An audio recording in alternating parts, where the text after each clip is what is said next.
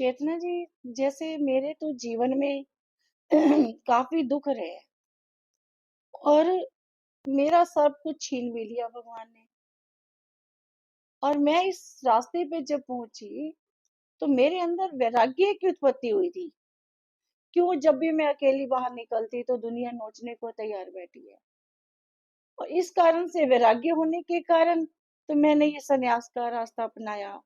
और अब मैं बाहर बड़े आनंद से जा सकती हूँ, आ सकती हूँ। अब मुझे कोई कुछ कहने वाला नहीं है। लेकिन आपके मन ने कैसे गवाही दी कि आपको भी सन्यास ले लेना चाहिए?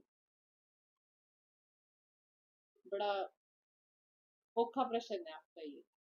लेकिन मैं फिर भी बताना चाहूंगी आपको कि ये जो वैराग्य आप कह रहे हो, ये मुझे बचपन से, सच बता, बचपन से ही मुझे किसी में भी आसक्ति नहीं हुई। पूरा परिवार था, जैसे कि सबके होते ही हैं, माता पिता, भाई बहन, चाचा मामा मौसी, ताया ताई, दादा दादी, सब सब सब था।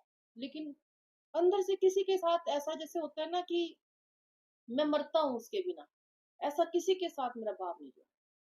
उसके बाद भारतवर्ष और नहीं, भी। चेतना जी, मोह तो होता ही है ना। ये तो है नहीं कि मोह के बिना आप घर में रह रहे थे। और नहीं मेरा नहीं। तो जैसे सब कुछ छिन गया।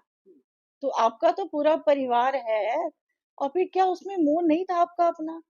मोह का मतलब क्या समझते हो आप? मोह का मतलब है किसी के बिना मरना, यही क्या तो होता बच्चों होगा। को छोड़ना कोई आसान है? मैं कुछ छोड़ने वाली नहीं हूँ, ये सब परमात्मा की कृपा से जब होता है तब होता है। प्रारब्ध वशात ये मुझे मिलना था, इसीलिए मुझे मिला। सच बता रही हूँ मैं आपको इसमें। अगर मेरा हाथ होता तो मैं तो फिर कोई और अपने कर्म ही ना करती। जो ये मेरे प्रारब्ध वश कर्म हुए, ग्रस्त बना, वो मेरे थी ना फिर तो। जो आप बच्चों की बात कर रहे हो तो फिर ये होता ही ना। तो मोह की बात यही होती है कि मैं मरता हूँ। लेकिन मेरा किसी के प्रति, सच बता रही मैं आपको हृदय से, कि ऐसा भाव नहीं बना। और शायद इसीलिए मेरे को परमात्मा ने बचपन से ही चुन लिया है, शायद इसीलिए मैं आज आज इन वस्त्रों में आपके सामने बैठी। हाँ, वस्त्र तो प्यारे हैं, इसके साथ जो आनंद है, वो तो खैर आनंद कहीं मिल नहीं सकता हमें। पूरे जमाने में आप ढूंढाओ, ये जो अब आनंद है ना इन वस्त्रों को ग्रहण करके, वो आनंद तो प्रभु जी कहीं मिल नहीं सकता। ये बात तो हम जानते हैं। जी, धन्यवाद, आपने ये प्रश्न रखा।